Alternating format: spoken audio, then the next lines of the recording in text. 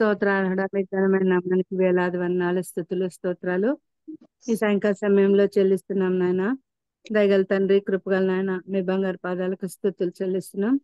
Zoom లో చేరి వచ్చిన ప్రతి సిస్టర్ని బట్టి వారి కుటుంబాన్ని బట్టి వందనాలు చెల్లిస్తున్నాం తండ్రి. అందరి కుటుంబాలకి దేవుని ఆశీర్వాదం పంపించండి. కెజక్క గారికి సంపూర్ణ ఆరోగ్యం నెమ్మది దయచేయండి.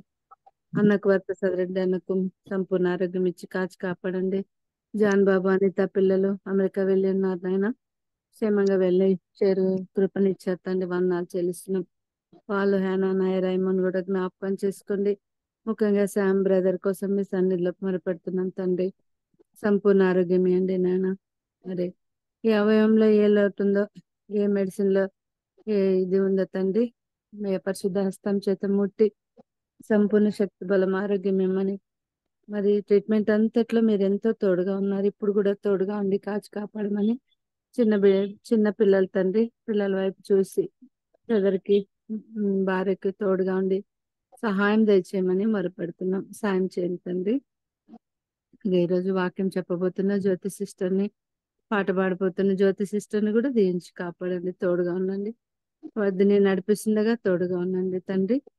అలాగే ఎన్నో మరి జూమ్ లో ఎన్నో కుటుంబాలు ఉంటున్నాయి. అన్ని కుటుంబాలని మీ పాస్ అనేది తీసుకుని వస్తున్నాం నాయన. ఏ కుటుంబంలో అవసరత అక్కర అన్ని మీకు తెలియను మీరే తీర్చి సహాయంగా ఉండమని, మరి మీరు చేసిన మేలు ఉపకారాలు బట్టి మీ బంగారు పాదాలకు స్తుతులు చెల్లిస్తున్నాం తండ్రి. ఈ కొడుకకు మీరే ఆది అంతంగా ఉండి చక్కగా ముందుకు నడిపించమని, 26వ తేదీ కదిరికి మరి విబిఎస్ అట్లా వన్ డే రిట్రీట్ కని విజయక్క గారు అనంతపూర్ గాస్పుల్ సంఘం అందరూ సిస్టర్స్ అందరం వెళ్తుండగా మీ కృపను చూపండి. అనేకులు దేవుని సన్నిధికి వచ్చి రక్షింపబడడానికి కృప చూపమని, మీకే మహిమకరంగా ఆ రోజంతా కూడా మీరు తోడుగా ఉండి దిగ్విజయంగా నడిపించమని, వెళ్తున్న వాహనంకి మీరు తోడుగా ఉండి వెళ్తున్న మా అందరికీ కూడా మీరు తోడుగా ఉండి సహాయం దయచేయమని, మరి చక్కగా వెళ్ళి వచ్చి కృపను చూపించమని, మరి మనోళ్ళని మీ సన్నిధిలో చెప్పుకొని మమ్మల్ని మా కుటుంబాన్ని దీవించి ఆశీర్వదించమని యేసే పరిశుద్ధమైన ఘనమైన గొప్ప నామం బట్టి ప్రార్థించి అడిగి వేడుకుంటున్నాం పరమ తండ్రి. ఆమేన్. ఆమేన్. ఆమేన్. ఆమేన్. వందనాలు అక్క, వందనాలు అందరికి వందనాలు వందనాలు వద్దని. సిస్టర్. వందనాలు సిస్టర్. ఇప్పుడు మన మధ్యలో ఉండ జ్యోతి గోపీనంద్ గారు పాట పాడి మనకి వినిపిస్తారు. అలాగే వాక్య ప్రచురణ కూడా తనే చేస్తారు. తన గురించి మనకి కెజక్క పరిచయం చేస్తారు. వైజాగ్ ప్రభునందు చేరి వచ్చిన సోదరులందరికీ కూడా నా వందనాలు. నిన్నటి రోజు నా వాక్యం పంచుకుని సాక్ష్యం పంచుకున్న సోదరి పేరు కూడా జ్యోతి గారి. గోపీనాథ్. హిమాచల్ ప్రదేశ్ నుంచి మాట్లాడింది నిన్న. ఈ అవును. రోజు కూడా జ్యోతి గోపీనాథ్ గారు వీరు వైజాగ్ నుంచి మాట్లాడుతున్నారు. ఈరోజు తానే వాక్యం సాక్ష్యం చెప్తారు, దానికి ముందు పాట పాడతారు. మరి ఈ సోదరిని దేవుడు సేవలో వాడుకుంటున్నారు. వైజాగ్ ప్రాంతంలో వారి భర్త గారు గోపీనాథ్ గారు ఇంజనీర్ గా పనిచేస్తున్నారు. వారికి ఒకే ఒక కూతురు. అమ్మాయి పేరు హదస్స అని విని సంతోషిస్తున్నాను. చాలా మంది ఎస్తేరు పెట్టుకుంటారు కానీ ఏది పెట్టుకోరు, హదస్స ఎక్కువ పెట్టుకోరు, ఎస్తేరు పెట్టుకోరు. హదస్స పేరుకు అర్థం ఏంటో చాలా మందికి తెలుసు. హదస్స పేరుకు అర్థం ఏంటి? గొంజి చెట్టు. గొంజి చెట్టు. గొంజి చెట్టు. బైబిల్లో గొంజి చెట్టుని గురించి ఏదైనా వచనం ఉందంటారా? పరమగీతంలో ఉంది. పరమగీతం ఉంది. పరమగీతంలో కాదు గాని యెషయా గ్రంథంలో దేవదారు సరళ గొంజి చెట్లు వచ్చునని కనుక గొంజి చెట్లు ఎప్పుడు కిందనే ఉంటాయి కదా. ఆకాశంలో పరలోకంలో ఉండే చెట్టు పేరేంటి చెప్పండి?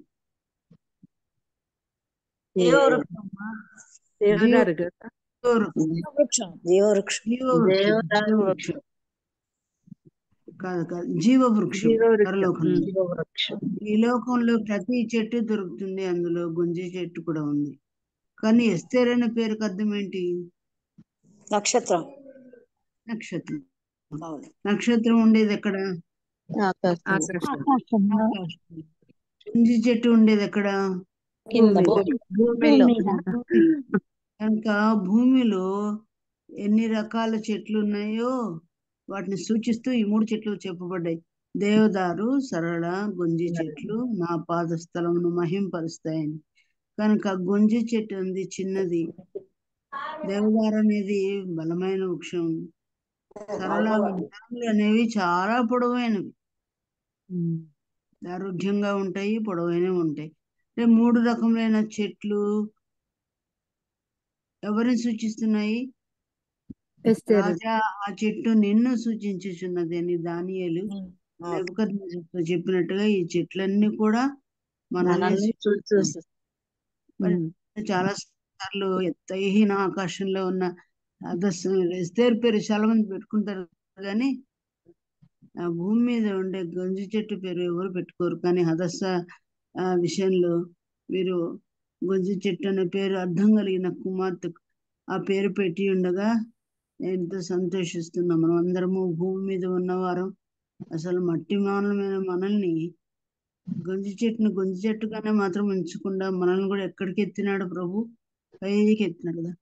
ఆకాశం మట్టికే కాదు, కానీ నక్షత్రాలు ఆకాశంలో ఉంటాయి, కానీ నక్షత్రాలని మించి, నక్షత్ర మండలిని మించి దేవుడు ఎక్కడ తీసుకెళ్ళాడు? పరలోక మండలంలోకి మనం తీసుకుని వెళ్ళాడు, ఎంతగానో హెచ్చించాడు ప్రభు.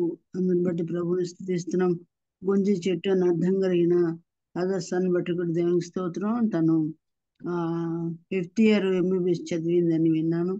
ఆ తర్వాత ఫారిన్ కూడా వెళ్ళడానికి పంపించడానికి, బిడ్డను ఎంఎస్ చేయడానికి దాన్ని సిద్ధపరుస్తున్నారని కూడా నేను విన్నాను వాణి గారి ద్వారా. దేవునికి స్తోత్రం. ఇప్పుడు సోదరి తను ఎలాగ ప్రభువుని నమ్ముకున్నారో, ఎలాగ దేవుడు వారికి సహాయం చేశాడో, దేవుని కృపలు ఎలాగ అనుభవించారో, ప్రభువుతో వారుకున్న అనుభవ సాక్ష్యాన్ని తమ నోటారా మనకు చెప్తూ ఉండగా ఆత్మీయంగా ఎంతో మేలు, క్షేమము, హెచ్చరిక, దిద్దుబాటు మనం అందరం పొందులాగన సోదరికి సమయాన్ని అప్పగిస్తున్నాం. ముందుగా పాట పాడతారు, తర్వాత తన సాక్షి చెప్తారు. ఈ సమయం మీకు ఇవ్వబడింది. సోదరి జ్యోతి గారు బిగిన్ చేయండి. నాన్న పాట పాడండి. ప్రైజ్ ది లార్డ్ అండి. ప్రైజ్ లార్డ్ అమ్మా. ప్రైజ్ ది లార్డ్ అందరికి, ఎస్తేరు గ్రూప్ వారికి ప్రభు నామంలో నా హృదయపూర్వక వందనాలు తెలియపరుస్తున్నానండి. వందనాలండి వందనాలండి అందరికి. అందరికి.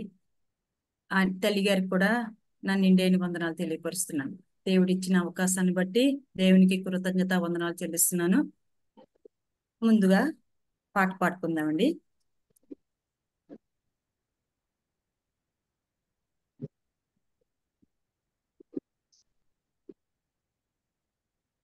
నీవే నా సర్వము యేసయ్యా, నీవే నా ప్రాణము యేసయ్యా, నీ సేవలోనే నా తుది శ్వాసను విడవాలని యేసయ్యా, నీకై బ్రతకాలని ఆశయ్యా, నీ సేవలోనే నా తుది శ్వాసను విడవాలని యేసయ్యా, నీకై బ్రతకాలని ఆశయ్యా, నీవే నా ఆశయ్యా, నీవే నా శ్వాసయ్యా, నీవే నా సర్వము యేసయ్యా, నీవే నా ప్రాణము యేసయ్యా, నీవే నా ఆశయ్యా, నీవే నా శ్వాసయ్యా, నీవే నా సర్వము యేసయ్యా, నీవే నా ప్రాణము యేసయ్యా, అగ్ని గుండమే ఎదురైనా నడగించిన, అగ్ని గుండమే ఎదురైనా సింహాల బోనులే నన్నడగించిన మట్టుకైతే బ్రతుకుట క్రీస్తే, చావైతే అది నాకెంతో మేలని. నా మట్టుకైతే బ్రతుకుట క్రీస్తే, చావైతే అది నాకెంతో మేలని. షడ్రక్ మేషక్ వలే అబేద్నాగో వలే దానియేలు వలే యేసయ్యా, నీకై బ్రతకాలని ఆశయ్యా. షడ్రక్ మేషక్ వలే అబేద్నాగో వలే దానియేలు వలే యేసయ్యా, నీకై బ్రతకాలని ఆశయ్యా. నీ సేవలోనే నా తుది శ్వాసను విడవాలని యేసయ్యా, నీకై బ్రతకాలని ఆశయ్యా. ఎండమావులు ఎదురైనా ఆశ నిరాశలు ఎన్నో కలిగిన, ఎండమావులు ఎదురైనా ఆశ నిరాశలు ఎన్నో కలిగిన, ఎండిన ఎముకలను సైన్యముగా మార్చావు, వలచిన బ్రతుకులను నీలోకి మలచావు. ఎండిన ఎముకలను సైన్యముగా మార్చావు, వలచిన బ్రతుకులను నీలోకి మలచావు. మగ్దలేనా వలే సమరయ స్త్రీ వలే సారెపతు స్త్రీ వలే యేసయ్యా, నీకై బ్రతకాలని ఆశయ్యా. మగ్దలేనా వలే సమరయ స్త్రీ వలే సారెపతు స్త్రీ వలే యేసయ్యా, నీకై బ్రతకాలని ఆశయ్యా. నీ సేవలోనే నా తుది శ్వాసను విడవాలని యేసయ్యా, నీకై బ్రతకాలని ఆశయ్యా. నీవే నా ఆశయ్యా, నీవే నా శ్వాసయ్యా, నీవే నా సర్వము యేసయ్యా, నీవే నా ప్రాణము యేసయ్యా. నీవే నా ఆశయ్యా, నీవే నా శ్వాసయ్యా, నీవే నా సర్వము యేసయ్యా, నీవే నా ప్రాణము యేసయ్యా, నీవే నా ప్రాణము యేసయ్యా, నీవే నా ప్రాణము Yesayya. Hallelujah. Praise praise praise the lord. వందనాలు సిస్టర్, ప్రైజ్ ది వందనాలు. చక్కని పాట, అర్థవంతమైన పాట పాడి వినిపించిన జ్యోతి సిస్టర్ కి ఎస్తేర్ ప్రేయర్ వారి తరఫున వందనాలు తెలియజేస్తున్నాను. నీవే నా ఆశయ్యా, నీ సేవలో బ్రతకాలని, నీలోనే ఆశ ఎదగాలని, నీవే నా శ్వాస ఆశ అని, నీవే నా ప్రాణం వేసేయని, అగ్నిగుండం ఎదురైన సింహములు ఎదురైన నాకు బ్రతుకుట మేలయ్య, చావైతే మేలని. షడ్రక్ మేషక్ అందరి గురించి ఎండమాములు ఎదురైన ఆశ నిరాశలు ఎన్ని కలిగినా ఎండిన ఎముకలకు సైన్యంగా చేర్చుకొని చక్కని పాట, అర్థవంతమైన పాట పాడి మాకు వినిపించిన సోదరికి వందనాలు తెలియజేస్తున్నాను. ఇప్పుడు మీరే సాక్ష్యం పంచుకోండి సిస్టర్. ఓకే అండి సిస్టర్. ప్రైజ్ ది లార్డ్ అండి. అందరికీ ప్రభు నామంలో నా నిండైన వందనాలు తెలియపరుస్తున్నానండి. ఈ సమయం ఇచ్చిన యేసయ్యకి వందనాలు. ఈ సమయము నాకు అనుగ్రహించిన యేసయ్యకి, తర్వాత మీ అందరికి కూడా తల్లి గారికి మొదలుకొని కూడి వచ్చిన మీ అందరికి కూడా ప్రభు నామంలో నా నిండైన వందనాలు తెలియపరుస్తున్నానండి. నా పేరు జ్యోతి అండి. కే జ్యోతి అంటే కాపుగంటి జ్యోతి అనమాట అండి నా పేరు. అయితే నేను ఎలా రక్షించబడినాను చూసినట్లయితే, మా తండ్రి గారు హైందువులండి. ఆయన ఆయన 1935-40 ఆ మధ్య టైంలో అన్నమాట అండి. ఆయన జన్మించి ఆయన కుటుంబము అంతా ఉన్నది. ఆయన చాలా కొంచెం ఎక్కువ ఆస్తిపరుడు అనమాట అండి మా తండ్రి గారు. ఆయన చాలా రిచ్ మ్యాన్. అయితే ఆయన చదువు అన్ని అయిన తర్వాత ఒక బాడీ బిల్డర్ కూడా అంటే ఒక ఛాంపియన్ అనమాట అండి. ఆయన ఛాంపియన్ గా ఉన్నారు. వారి కుటుంబ సభ్యులు అందరూ ఉన్నారు. వారి అన్నదమ్ములు, వారి అక్క చెల్లు, వారి తల్లిదండ్రులు అందరూ ఉన్నారు. వారు అందరూ హైందువులండి. దేవుని నమ్ముకోలేదు, దేవునికి తెలియదు. అయితే మా అమ్మగారు తోటికోడలు, మా పెద్దమ్మగారు వీళ్ళందరూ ఉన్నట్టండి. మిస్సమ్మలు ఆ టైంలో మిస్సమ్మలు అంటే నన్స్ లాగా అంటామండి. అలా మిస్సమ్మలు అనేవారటండి. ఆ మిస్సమ్మలు ఇంట్లో భర్తలు లేని టైంలో, మగవాళ్ళు లేని టైంలో ఇంటికి వచ్చి వాళ్ళకి బైబిల్ ఇచ్చి చాటుగా మిద్దెల మీద కూర్చుని దేవుని మాటలు విని దేవుని ప్రార్థన చేసుకుని మరలా ఇంటి మగవాళ్ళు రాకుండానే ఆ మిస్సెంలో వెళ్ళిపోవటం, వీరి కింద దిగిపోవటం, ఆ బైబిల్లో కూడా వాళ్ళ మిద్దెల మీద దాచుకోవటం అలాంటి టైం అటండి. అలాంటి మిస్సెమ్మల టైంలో మన అమ్మగారు రహస్యంగా, అంటే ఎవరికి తెలియదండి, రహస్యంగా మా అమ్మగారు దేవుని నమ్ముకున్నారట. అది మా నాన్నగారికి కానీ ఎవరికి తెలియదు. మా నాన్నగారు మాత్రం చాలా భయంకరమైన ఆస్తి పాస్తులు గల వారికి అన్ని వ్యసనాలు ఉంటాయి కదండి, అలా అన్ని వ్యసనాలు కూడా మా నాన్నగారికి ఉన్నాయటండి. వారికి ఆస్తుల్లో మా నాన్నగారికి వచ్చిన ఆస్తి ఏంటంటే సినిమా థియేటర్లు. పెద్దాపురం అండి మా నాన్నగారిది, తూర్పుగోదావరి జిల్లా పెద్దాపురం అనమాట అండి. అక్కడ సినిమా థియేటర్లు మా నాన్నగారు రన్ చేస్తా ఉండేవారటండి. ఒక నైటు చిన్నగా చెప్పేస్తానండి మా నాన్నగారి స్టోరీ చరిత్ర. అయితే ఆయన సెకండ్ షో సినిమాలు అయిపోయిన తర్వాత ఆ క్యాష్ అంతా పట్టుకుని బ్యాగ్ లో పట్టుకుని కారు డ్రైవ్ చేసుకుంటూ వస్తుంటే ఒక అతనికి యాక్సిడెంట్ అవటం, సైకిల్ మీద వెళ్తున్న అతనికి యాక్సిడెంట్ అవటం, అక్కడికక్కడే చనిపోవటం.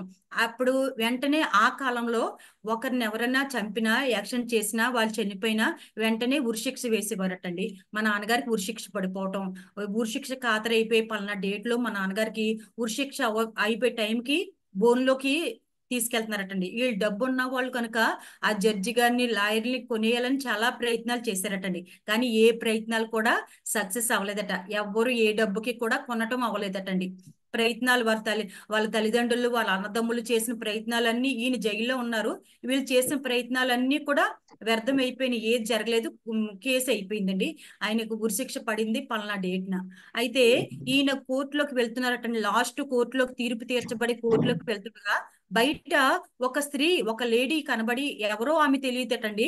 ఆమె ఏం చేసిందటండి, ఒక పరిశుద్ధ గ్రంథాన్ని ఆయనకు తెచ్చి, ఆయన పేరు కూడా తెలియక ఆమె, ఇది పరిశుద్ధ గ్రంథం అండి, ఇది యేసు ప్రభువాన్ని మీరు నమ్ముకోండి, ఇది మీరు చేతితో పట్టుకోండి, దేవుడు మిమ్మల్ని రక్షిస్తాడండి అని చెప్పేసి వెళ్ళిపోయిందటండి. ఆయన జీవిత కాలంలో ఆయన రక్షించబడిన తర్వాత ఆమె కోసం చాలా వెతికినా సరే ఎక్కడా ఆమె కనబడలేదటండి. ఆ విధముగా ఆయనకి ఆ బైబిల్ ఇవ్వటం, ఆ కోర్టులో నిలబడటం, ఆ జడ్జి గారు కోర్టు ఆ కేసు వేసేసండి పలానా తారీఖున పలానా టైంలో రంగబాబుకి, మా నాన్నగారి పేరు జంగారెడ్డి రంగబాబు అండి ఆయన పేరు, రంగబాబుకి పలానా డేట్ లో పలానా టైంలో ఉరిశిక్ష అని చెప్పేసి ఖాతరైపోయిందటండి. ఆయన అది ముద్ర వేస్తారటండి. ఆ సీల్ మీద, ఆ పేపర్ మీద సీల్ వేస్తారనమాట, ముద్ర వేస్తారు. ఆ టైంలో జడ్జి గారు ఇలా పైకి లెగుస్తాని నాన్నగారి చేతిలో బైబిల్ ఉందట. అది ఏంటి నీ చేతిలో ఉన్నది అని అడిగారటండి. అంటే ఇది ఎవరో నాకు బయట ఆ హాల్లో ఒక స్త్రీ నాకు ఇచ్చిందండి, ఇది పరిశుద్ధ గ్రంథం అని చెప్పేసి ఆ పరిశుద్ధ గ్రంథాన్ని ఇలా ఓపెన్ చేసి చూసారటండి. అపోస్తలుడైన పౌలు గారు రోమాకు రాసిన 8వ అధ్యాయము మొదటి వచనం ఆయన కంటపడిందటండి. అక్కడ ఏమని రాయబడి ఉందంటే, రోమా 8:1 చూసినట్లయితే, ఇప్పుడు క్రీస్తు యేసునందున్న వారికి ఏ శిక్ష విధియు లేదని అక్కడ రాయబడి ఉందటండి. ఆ మాట అంటే తెలీదు, దాంట్లో ఏముంటాయో తెలీదు, అసలు అది ఏంటో కూడా ఆయన తెలియని టైము. వెంటనే ఆ వాక్యం ఆయనకి రాగానే చాలా ఎందుకో మనసంతా, ఓహో నువ్వు యేసుప్రభువా, నువ్వు యేసుప్రభుని నేను నమ్ముకుంటే నాకు ఈ శిక్ష తప్పిస్తావా, మరి నేను యేసుప్రభుని నమ్ముకుంటున్నాను, నన్ను తప్పించేస్తే నేను చూస్తాను అని అనుకున్నారట మనసులో.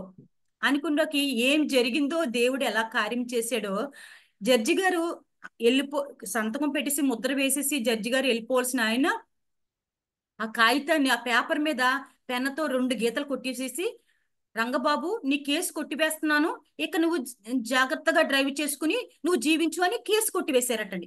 ఏం జరిగిందో ఎవ్వరికి, మా నాన్నగారికి కాదు కదా, ఆ జడ్జి గారికి కూడా తెలియదటండి. అలాగ మా నాన్నగారు ఆయన ఎప్పుడైతే రక్షించబడ్డారో, ఈ కేసు కొట్టివేసిందో ఇంకా ఆయన సంతోషానికి అవదలలేదు.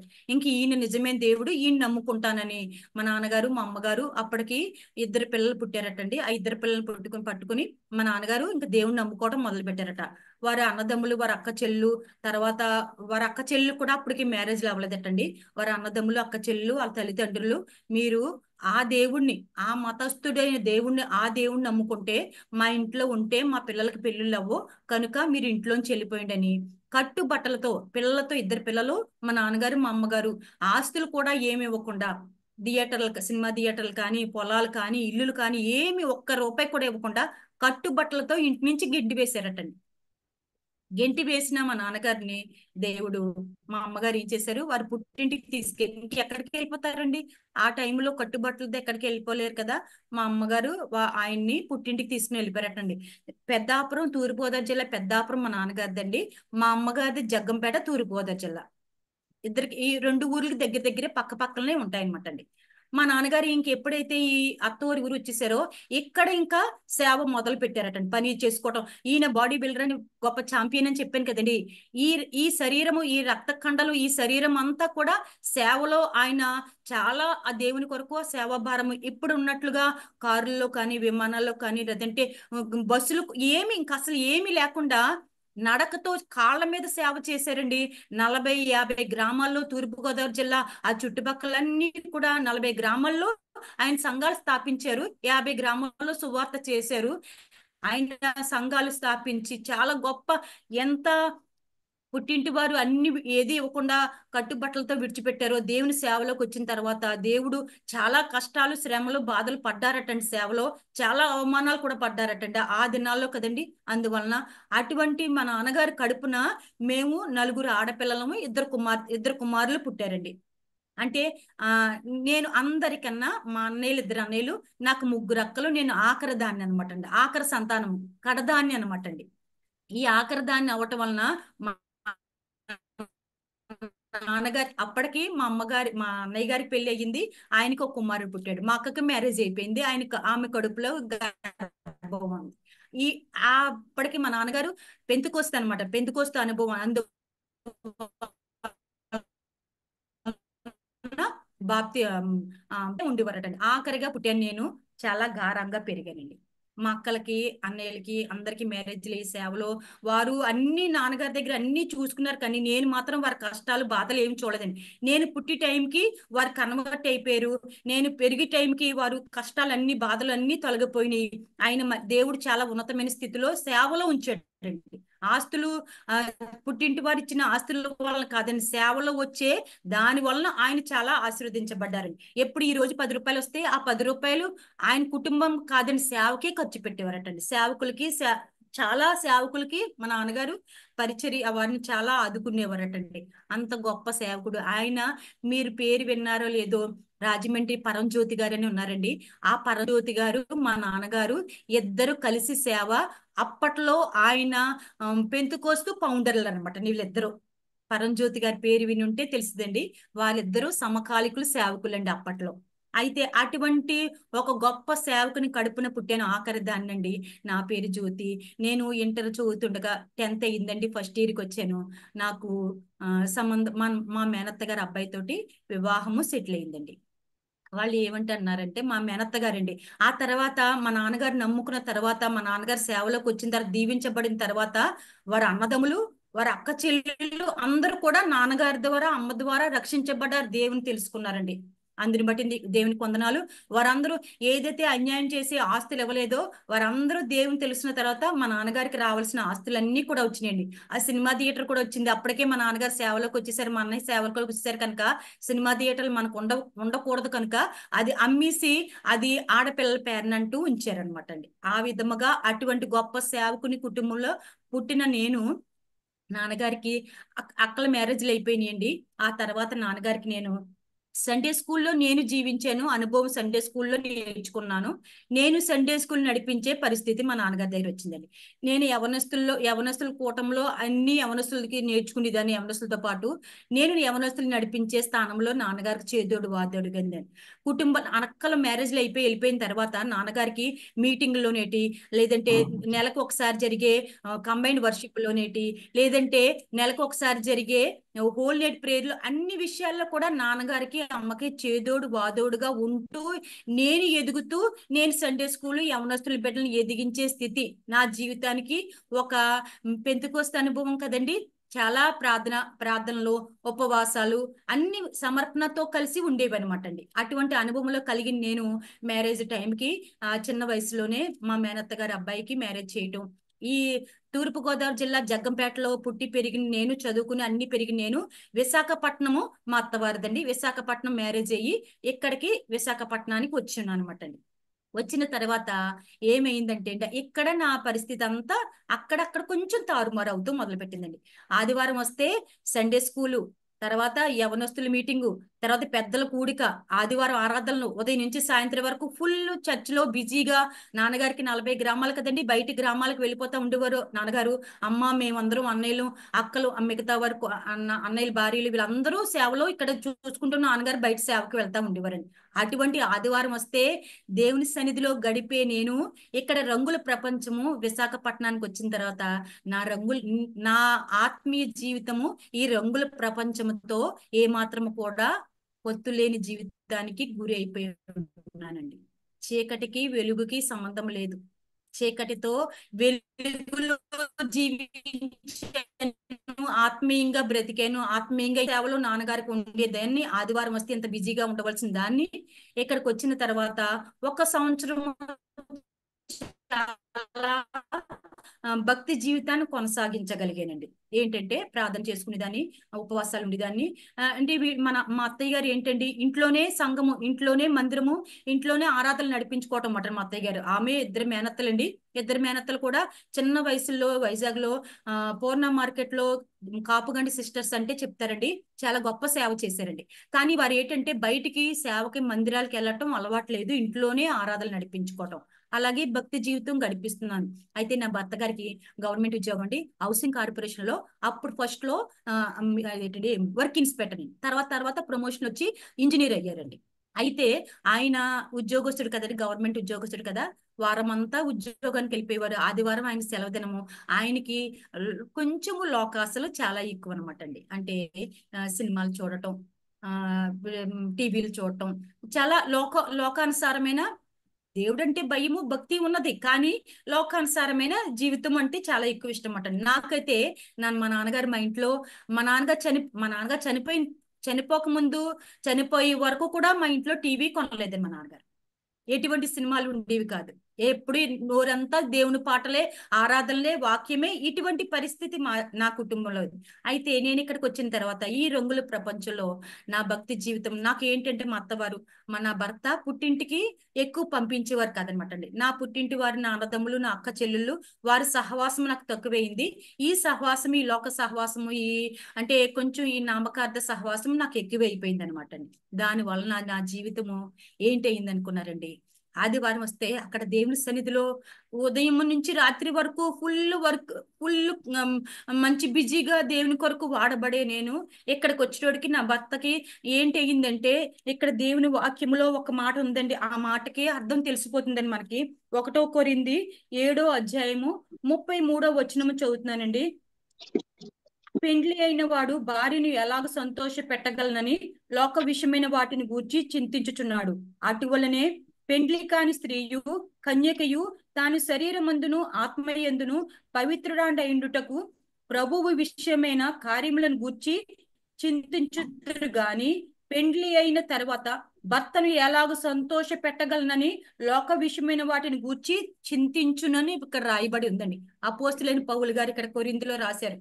అదే వాక్యము నా జీవితంలో నెరవేర్పు జరిగిందండి. ఏంటంటే, పెండ్లి అవ్వకముందు భక్తి జీవితాన్ని, దేవుని సంతోష పెట్టాలి, తండ్రిని సంతోష పెట్టాలి, తండ్రికి ఎంతో చేదోడు వాదోడుగా ఉండాలి, దేవుని సంతోష పెట్టాలని జీవించాను. నిజమే కదండి. పెండ్లి అవ్వకముందు ఆ విధంగా దేవుని కొరకు బ్రతకాలని చూస్తారు. పెండ్లి అయిన తర్వాత భర్తను సంతోష పెట్టాలని కుంటుతటన స్త్రీ కన్యక. ఆ విధముగా నా జీవితము కూడా ఏంటంటే భర్తకి నేను పెంతుకొస్తే అనుభవం కదండి, నాకు ఏముండి కాదు.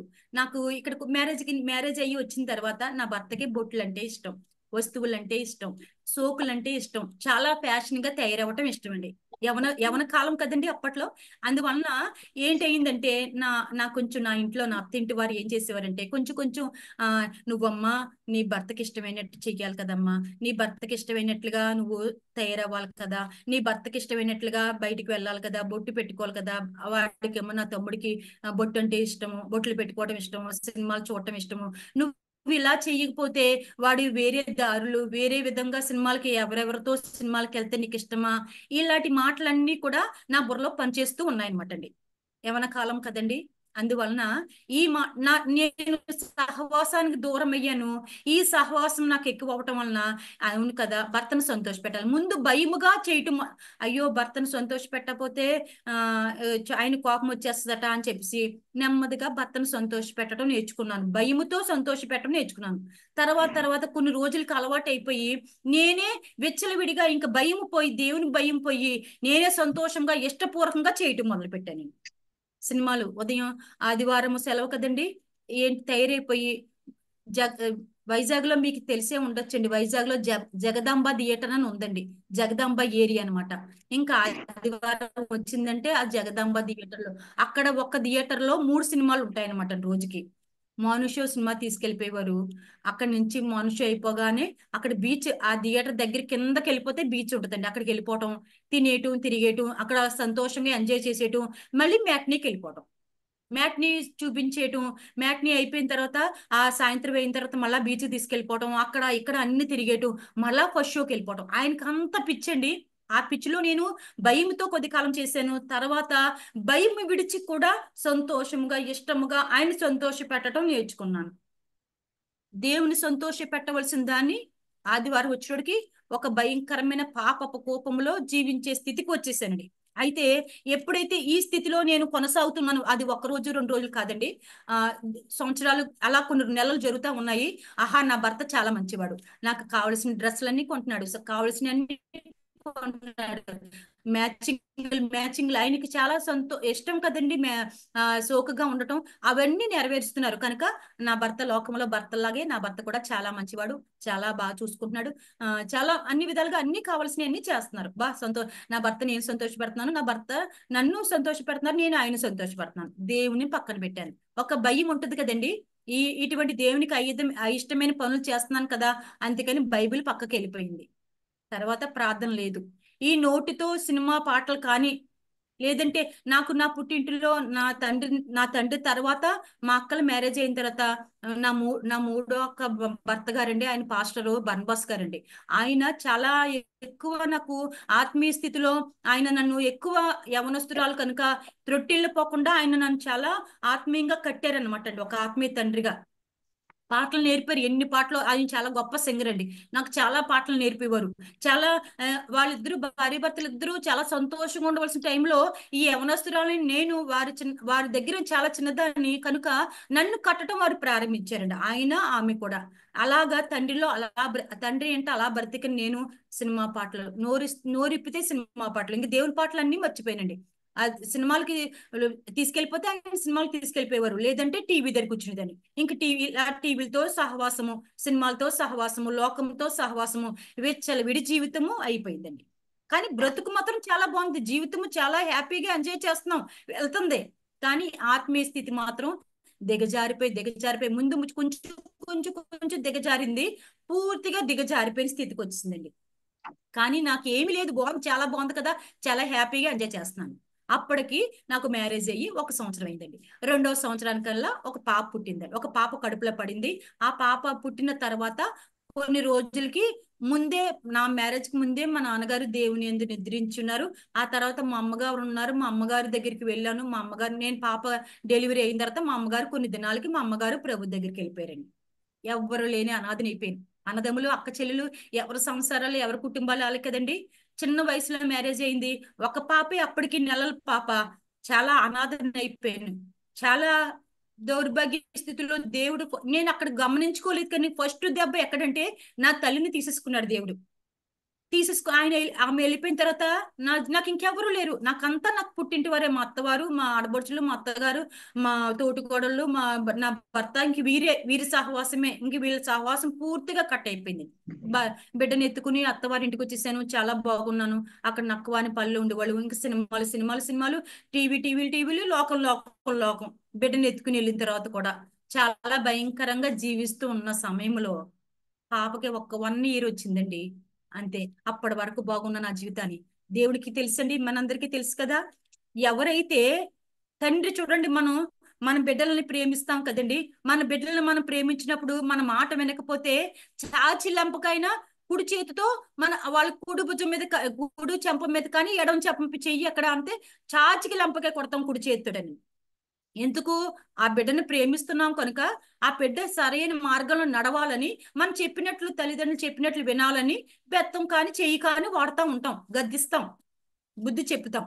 ఆ విధముగా నా జీవితాన్ని దేవుడు విడిచిపెట్టలేదు. అనాదిలోనే తల్లి గర్భములోనే ఏర్పాటు చేయబడిన దాన్ని కదండి, దేవుని సంకల్పంలోనే పుట్టాను కదండి. నాన్నగారు కన్వర్ట్ అయిపోయిన తర్వాత ఆ క్రైస్తవ జీవితంలో పుట్టి పెరిగిన దాన్ని కదండి. దేవుడు ఎలా విడిచిపెట్టడు. ఎక్కువ సమయం కూడా తీసుకోలేదు. సంవత్సరాలు తీసుకుంటే చాలా మూర్ఖురాలను అయిపోయి దాంట్లో ఆ బురదలో జీవిస్తూ ఆ బురదలోనే చచ్చిపోయి, ఆ రోగం వచ్చి ఉంటే ఆ బురదలోనే చచ్చిపోయి ఉండేదానండి. కానీ దేవుడు ఎక్కువ సంవత్సరాలు కాకుండానే ఒక తలనొప్పినే వ్యాధితో, చిన్న తలనొప్పి అనుకున్నారండి అందరూ. తలనొప్పి ఎలాంటిదంటే ఈ మెడ వెనకాల నుంచి తలనొప్పి స్టార్ట్ అయ్యిందండి. ఇక్కడ ఈ మెడ దగ్గర 3 కాయలు వచ్చినాయండి. స్టార్టింగ్ 3 కాయలు వచ్చినాయి. ఆ 3 కాయలు మా బావగారికి, మా అత్తవారి ఇంట్లో చూపిస్తే అవి చిన్నగా తీసేసి, అవి ఏమి కాదు, డాక్టర్ దగ్గర తీసుకెళ్తే తీసేసి బయాప్సీకి పంపించారండి. ఏం కాదు, అది మామూలు కాయలు ఏవో అంతే, వేడి వలన దేని వలన వచ్చిన కాయలు అని వాళ్ళకి ఎంతో డౌట్ ఉంటది. కానీ నాతో మాత్రం మామూలు కాయలు అంతే, ఏం కాదు, దాని వలన ఏం అవ్వదు అన్నారు. ఆ బయాప్సీకి పంపారు 3 కాయలండి. ఆ తర్వాత నాకు ఈ బయాప్సీ నుంచి రాకముందు నా పరిస్థితి ఏంటంటే, ఈ తలనొప్పి అంటే అందరికీ ఇక్కడ వస్తుంది కదండి, అలా కాకుండా ఈ మెడల నుంచి ముందుకి తలనొప్పి రావటం మొదలు పెట్టిందండి. ఇలా బుర్ర ఉంచుకునే ఉండేదాన్ని. ఈ పక్కకు చూసేదాన్ని కాదండి, ఈ పక్కకు చూసేదాన్ని కాదు, పైకి చూసేదాన్ని కాదు, ఇంకేం ఉండేది కాదండి. ఆ చంటి బిడ్డ చూస్తే చంటి బిడ్డ పాలు తాగే బిడ్డ. అటువంటి పరిస్థితిలో నేను పట్టబడి ఉన్నాను అనమాట. చిన్న దెబ్బ కొట్టాడు, చిన్న రోగముతో మొత్తబడి ఉన్నాను. చిన్న రోగమే, నా వరకు మాత్రం చిన్న రోగమేనే అనుకున్నానండి. అయితే ఏమైంది, ఆ చిన్న రోగం వల్ల పోయి అది తర్వాత పరిస్థితుల్లో అది ఏంటి అయిందంటేనండి, ఈ బయాప్సీ రిపోర్టుల్లో వచ్చింది. ఈమెన మా ఫ్యామిలీ డాక్టర్ ఉన్నారండి వైజాగ్ లోని, డాక్టర్ హేమలత ప్రబోధిని గారని ఉన్నారు. ఆమె దగ్గరికి మా బావగారు, మా తోటికోళ్ళు అందరూ తీసుకెళ్తే ఆమె మామూలుగా జనరల్ చెకప్ లా చేసి ఈ కాయలు చూసి, ఇక్కడ పరిస్థితి చూసి, నాకు వచ్చే తలనొప్పి పరిస్థితి చూసి, మీరు ఆలస్యం చేయకండి, ఇది చాలా చిన్న తలనొప్పి, మామూలు తలనొప్పి కాదు, నేను పలానా డాక్టర్కి రాస్తున్నాను, ఆయన పేరు జ్ఞానేశ్వరు, ఆయన దగ్గర తీసుకువెళ్ళండి అని చెప్పారండి. ఇంకా అక్కడి నుంచి నా పరిస్థితి స్టార్ట్ అయ్యిందండి. ఆ జ్ఞానేశ్వర గారు, డాక్టర్ శ్రీధర్ గారు అని బ్రెయిన్ ట్యూమర్ సంబంధించిన ఆ డాక్టర్ దగ్గరికి తీసుకెళ్ళి ఆయన సజెషన్ చేశారు. ఈ జ్ఞానేశ్వర్ గారు ఆ డాక్టర్ ఆయనకి, శ్రీధర్ గారికి ట్రాన్స్ఫర్ చేశారండి. ఆయన ఇంకా స్కానింగ్లు, రిపోర్ట్లు ఇవన్నీ మొత్తం అంతా స్టార్ట్ అయ్యిందండి. ట్రీట్మెంట్ కి ముందు స్టార్ట్ అయినాయండి. అన్ని స్టార్ట్ అయ్యే టైంకి నాకు ఏమని వచ్చిందంటే, రిపోర్ట్లో నాకు స్కానింగ్లు తీయటం మొదలు పెట్టారు కదండి, రిపోర్ట్లో బ్రెయిన్ ట్యూమర్ అని వచ్చింది. బ్రెయిన్ ట్యూమర్ వ్యాధి అంటే ఇప్పుడు క్యాన్సర్ వ్యాధులు బయట ఎలా గడ్డలా వస్తాయో అండి, అలాగ నాకు బ్రెయిన్ లో ట్యూమర్ వచ్చింది అనమాట అండి. దాని బ్రెయిన్ ట్యూమర్, మీరు చాలా మంది మీలో చదువుకున్న వారు అందరూ ఉన్నారు కదండి, బ్రెయిన్ ట్యూమర్ వ్యాధి అంటే మీకు తెలిసిపోతుంది. బ్రెయిన్ ట్యూమర్ వచ్చిందండి. అయితే అదే నాకు తెలియదు, అదేదో ఒక రోగం వచ్చింది. ఆ రోగానికి మా బావగారులు, నా భర్త, మా ఇంటి వారు అందరూ తీసుకెళ్తున్నారు హాస్పిటల్కి. నాకు మందులు వేసుకుంటే స్వస్థ వచ్చేస్తుంది, బాగుంటాను అనుకుంటున్నానే తప్ప నాకు ఇది మరణకరమైన రోగము అని నాకు తెలియదండి. అప్పటికి నాకు తెలియదు. అయితే ఇది మరణకరమైన రోగము ఎలాగయిందంటేనండి, ఇదే వ్యాధితో మా మేనత్త గారు, నాకు 2 మేనత్తలు అని చెప్పాను కదండి, మా నాన్నగారికి 2 సిస్టర్లు, ఒక మేనత్త కొడుకు నా భర్త, ఇంకో పెద్ద మేనత్త ఉన్నారు, 2 అక్క చెల్లెలు, 2 తోటికోడలు కూడానండి. చిన్న వయసులోనే పిల్లలు పుట్టిన వెంటనే భర్తలు చనిపోయారండి. వారు దేవుని సేవకు అంకితం అయ్యారు. అటువంటి మా పెద్ద మేనత్త గారికి ఈ బ్రెయిన్ ట్యూమర్ వస్తే ఆమెనే హాస్పిటల్లో జాయిన్ చేస్తే ఆమె ఈ బ్రెయిన్ లో కదండి ఈ హెయిర్ అంతా తీసేస్తారు అనమాట, గుండు చేసేస్తారండి.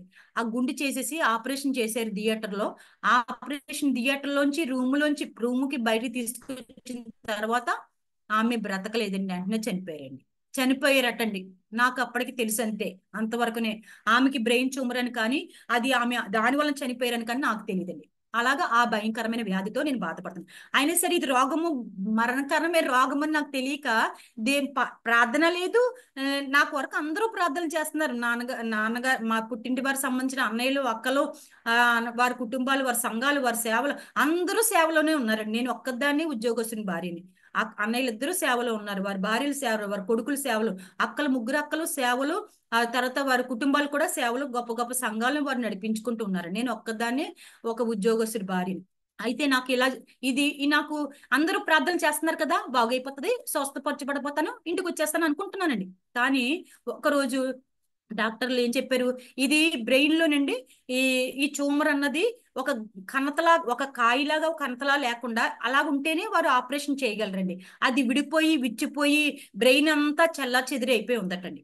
అది 6 నెలల్లో మందుల ద్వారా అదంతా దగ్గరికి అయిన తర్వాత ఆపరేషన్ చేద్దామని డాక్టర్లు అనుకుంటున్నారు. డాక్టర్లు అనుకున్న టైంలోకి డాక్టర్లు ఏం చెప్పారటండి, మా బావగారికి, మా అన్నయ్యలకి, నా భర్త అందరూ ఉంటుండగా హాస్పిటల్లో నేను లేకుండా ఏం చెప్పారట, చాలా డబ్బుతో కూడిన పని అండి, ఇది చాలా లక్షలు అవుతుంది, కానీ దీనికి మేము గ్యారెంటీ ఇవ్వం. ఈ ఆపరేషన్ చేస్తే బ్రతుకుతారు, ఇంటికి క్షేమంగా వస్తారు అని చెప్పేసి మేము గ్యారెంటీ ఇవ్వలేమండి. మీ ఇష్టం అయితే మీరు డబ్బులు ఖర్చు పెట్టుకోగలము అనుకుంటే ఆపరేషన్ చేస్తామని చెప్పేసి డాక్టర్లు చెప్పారటండి. ఆ మాట ఇంటికి వచ్చి వీరందరూ ఒక రాత్రి, నా పరిస్థితి ఏంటండి ఇక్కడ, నా నా అవయవాలన్నీ కూడా చాలా భయంకరంగా పనిచేస్తున్నాయి అనమాట అండి. ఇలా బ్రష్ చేసుకుంటే ఈ చెయ్యి ఇలా వెళ్ళిపోతుంది, మూతి ఇలా లాగేస్తుంది, ఈ కాళ్ళు నడుస్తుంటే చాలా అధ్వానం అనమాట అండి. పీత ఎలా నడుస్తుందో ఇలా అలా అస్తవ్యస్తం అయిపోతుంది అనమాట నా జీవితం. నేను చిన్న ఒక స్పూన్ కింద పడిపోయినా ఆ సౌండ్ కూడా భరించలేకపోతున్నాను. ఇంట్లో మా తోటికోళ్ళకి, నాకు ఒక పాప, వీళ్ళందరూ అల్లరి కూడా, వారి అరుపులు కానీ వాళ్ళ అల్లరి కానీ భరించలేకపోయిన స్థితిలో ఉండేదాన్ని అనమాట అండి. అప్పుడు అందరూ ఏం చేశారు, నన్ను ఏ సౌండ్ లో భరించలేకపోతుంది కదా అని చెప్పేసి ఒక గదిలో నన్ను పెట్టేసి ఆ గదిలోకి ఎవరిని రానిచ్చేవారు కాదు. అవసరమైనప్పుడు వచ్చి నాకు తిండి పెడతా ఉండేవారండి. అలా ఒంటరిగా గదిలో ఉండేదాన్ని. అయితే వీళ్ళు నా బావగారు, నా భర్త, మా అన్నయ్యలు, అక్కలు వీళ్ళందరూ కలుసుకుని ఒక రాత్రి అర్ధరాత్ర నాకు వినకుండా, నేను ఈ గదిలో ఉన్నాను, నాకు వింటున్నాను, నేను మెలకుగా ఉన్నానని వారికి తెలియదండి. వారు మాట్లాడుకుంటున్నారు ఏమనంటే, చాలా డబ్బులు ఖర్చు అవుతాయట, లక్షలు అయిపోతాయట, ఇది అయినా సరే అంత డబ్బు ఖర్చు అయినా సరే ఈ స్వస్థత బాగుపడదంట, గ్యారెంటీ ఎవరట. అందుకని మనం ఏం చేద్దాం, డబ్బులు ఖర్చు పెడితే బ్రతకపోతే డబ్బులు వేస్ట్ అయిపోతాయి, డబ్బులు ఖర్చు పెట్టకుండా మనం ఇలా వదిలేస్తే కొన్ని రోజులు బ్రతికి చనిపోతుంది. అయ్యో మనం డబ్బులు ఖర్చు పెట్టక కదా జ్యోతి చనిపోయిందని చెప్పేసి అనుకుంటాం, మనం జీవితాంతం మనం బాధపడాలి. ఆ బిడ్డ చూస్తే 1 year బిడ్డ, ఆ బిడ్డ తల్లి లేని బిడ్డ అయిపోతుంది, కనుక ఏం చేద్దాం అని చెప్పేసి మా అన్నయ్యని సలహాలు అడుగుతున్నారు, మా బావగారు వాళ్ళని. అందరూ మాట్లాడుకుంటున్నారు, నాకు వినిపిస్తుంది. అదే ఇది మరణకరమైన రోగము అని నా చెవులకి అప్పుడు వారు మాట్లాడుకుంటున్నారు. ఆ రాత్రి అప్పుడు నా చెవులకి వినబడిందండి. నా చెవులకి వినబడి ఏమైంది అనుకుంటున్నారు, వెంటనే అప్పటి వరకు పశ్చాత్తాపం కానీ, కన్నీరు కానీ, ప్రార్థన కానీ, లేదంటే ఒక దేవుని పాట కానీ అన్ని మర్చిపోయి అన్ని మూలన పెట్టేసిన ఈ బ్రతుకి మరణ భయం కలిగిందండి. మరణ భయం, ఎవరికైనా డాక్టర్లు చనిపోతావు పలానా రోజు అని చెప్తే వాళ్ళకి మరణ భయంతో ముందే చనిపోతారు అంటారు కదండి. అలాగా ఎవరైనా చనిపోతారని చెప్తే వారికి మరణ భయం వస్తుంది కదా. నాకు ఎప్పుడైతే ఈ మాట నా చెవిలో పడిందో మరణ భయం కలిగి మంచం మీద, నాకు సౌండ్ ఇప్పటికీ గుర్తండి, ఆ మంచం మీద పడుకుని ఒంటరిగా ఉన్నాను కదా, ఆ మంచం మీద నుంచి కిందకి టప్మని చాలా పెద్ద సౌండ్ చేసుకుంటూ డబ్మని కింద పడ్డానండి. అది ఎలా పడ్డానో నాకు తెలియదు. డబ్మని పడి ఆ మంచం యొక్క ఆ కాళ్ళు అవి ఉంటాయి కదండి, మంచం కాళ్ళు, ఆ కాళ్ళు పట్టుకుని అప్పుడు ప్రార్థించడం మొదలు పెట్టానండి. అప్పుడు కన్నీరు కార్చడం, ఇంకా హృదయం భారంతో, చాలా దుఃఖముతో, వేదనతో, మరణ భయం కలిగి చాలా కన్నీరు కార్చి విలపించి ప్రార్థిస్తూ ప్రార్థిస్తూ ఏడుస్తున్నాను. ప్రభువా నన్ను క్షమించు, నా పాపాలు క్షమించు, నీకు ఇంకో ఏది అన్ని గుర్తొచ్చేస్తున్నాయి. ఏమేమి చేశాను, ఎలా ప్రవర్తించాను, ఆదివారం వస్తే ఎలా ప్రవర్తించాను, ఎలా జీవించాను, ఎలా దేవుని పక్కన పెట్టాను, ఎలాగ నా హృదయానికి నాకు తెలుసు కదండి. అన్ని ఆయన సన్నిధిలో ఆ పాదాలు, ఆ మంచం కోళ్ళని పట్టుకుని, ఆ కాళ్ళు పట్టుకుని, నీ పాదాలు నా ఊహించేసుకుంటున్నాను, ఇది నీ పాదాలు ప్రభువా, ఈ పాదాలే పట్టుకుంటున్నాను. ఇదిగో నా స్థితి ఇది, నా బ్రతుకు ఇది, ఇలా జీవించాను, నన్ను క్షమించు ప్రభు అని కన్నీరు కార్చి విలపిస్తున్నాను. రోదనతో దేవుని సన్నిధిలో ఆయన పాదాలు తడిపేసి పాదాలే పట్టుకుని పాదాల కిందనే అనుభవించి ఆ అనుభవంతో కన్నీరు కార్చి ఏడుస్తున్నానండి, మరణ భయము చేత. అప్పటి వరకు నోటిలోకి మాటలు, పాటలు, దేవుని ప్రార్థన ఏమీ లేని నా జీవితంలోనికి అప్పుడు ఒకటి తర్వాత ఒకటి ప్రార్థనలు, ఒకటి తర్వాత ఒకటి పాటలు కూడా గుర్తొచ్చేస్తున్నాయండి. అప్పుడు నాకు ఒక ముఖ్యమైన పాట, మరీ ఇంపార్టెంట్ పాట, నా మూడొక్క భర్త గారు పాస్టర్ బర్నబాస్ గారు నేర్పిన, యవన కాలంలో నేర్పిన పాట అప్పుడు గుర్తొస్తుందండి. నోటికి వచ్చేసిందండి, అప్పటి వరకు మర్చిపోయాను, నోటికి గుర్తొస్తుంది, పాడుతున్నానండి. మరణమా నవ్వకు, మరచిపో నా పేరును, మరచిపో నా పేరును, మరణమా నవ్వకు, మరచిపో నా పేరును, మరచిపో నా పేరును, హృదయంలో యేసయ్యకు చోటున్నది, విశ్వాసం నిలకడగా సాగుచున్నది, హృదయంలో యేసయ్యకు చోటున్నది, విశ్వాసం నిలకడగా సాగుచున్నది, మరణమా నవ్వకు, మరచిపో నా పేరును, మరచిపో నా పేరును. ఆ పాట నా నోటికి చరణాలు మొత్తం పాట అంతా వచ్చేసిందండి. కన్నీరు కార్చుకుంటూ దేవుని సన్నిధిలో ఆయన పాదాలు పట్టుకున్నాను కదా, ఆయన పాదాల అనుభవం అనమాట నాకు. ఆ అనుభవం కన్నీరుతో కాస్తూ పాటలు పాడుతూ రోదిస్తూ వేదనతో, ఎక్కడ లేని పాటలు వచ్చేస్తున్నాయి, ఎక్కడ లేని వేదన, నా హృదయం అంతా తేలికైపోతుందండి. అంటే దేవుడి సన్నిధిలో, ఆయన పాదాలు పట్టుకునే అనుభవం వచ్చింది కనుక, పశ్చాత్తాపడుతున్నాను కనుక హృదయం అంతా తేలికైపోతుంది. ఈ బరువైన హృదయం అంతా తేలికైపోయి, బ్రతికించిన చనిపోయినా నీ కొరకే ప్రభు అన్న స్థితిలోనికి నన్ను దేవుడు తీసుకొచ్చాడండి. అప్పటి వరకు ఈ బండబారిపై కఠినమైపోయిన హృదయము, ఈ పాషాణ హృదయం ఎప్పుడైతే కన్నీటితో ఆయన పాదాలకు తడిపేనో, నా హృదయము బద్దలయ్యిందో, నాకు తేలిక హృదయం కలిగి, ఇంకా చనిపోయినా బ్రతికినా నీ కొరకే బ్రతుకుతాను, ఆపరేషన్ అయినా అది జయమైనా సక్సెస్ అయినా అవ్వపోయినా నీ కొరకే బ్రతుకుతానన్న స్థితిలోనికి వచ్చిన తర్వాత ఆపరేషన్ అయిందండి. తీసుకెళ్లారు, ఆపరేషన్ చేశారు. కొన్ని దినాలు ఉన్నాను. నా ముందు రోజు ఒక ఆమెకి, నా వయసు ఉన్న ఆమెకి ఆపరేషన్ చేశారు. ఆమెకి అన్ని విధాలుగా బాగుంది, స్వస్థపరచబడింది, చాలా బాగుంది. ముస్లింలు ఆమె అండి. ఆమెకు కూడా 1 సంవత్సరం పాపేనంట. వాళ్ళు 2 ఎకరాల పొలం అమ్ముకుని కాకినాడ నుంచి వచ్చి వైజాగ్ లో ఆపరేషన్ చేయించుకున్నారండి. అంతా బాగుంది. ఆమె నాకు ఒక ఉదాహరణగా దేవుడు చూపించాడండి. ఏమైందంటే, వాళ్ళు బాగుంది కదా, చాలా బాగుంది కదా, ఇంటికి రేపు వెళ్ళిపోతారు అనగా, ఈ ముందు రోజు రాత్రి చపాతీలను చికెన్ కూర పెట్టి ఆ అమ్మాయికి చపాతీ పెట్టారట. అది తింది, కుట్లన్నీ ఎప్పుడో మానిపోయినాయి.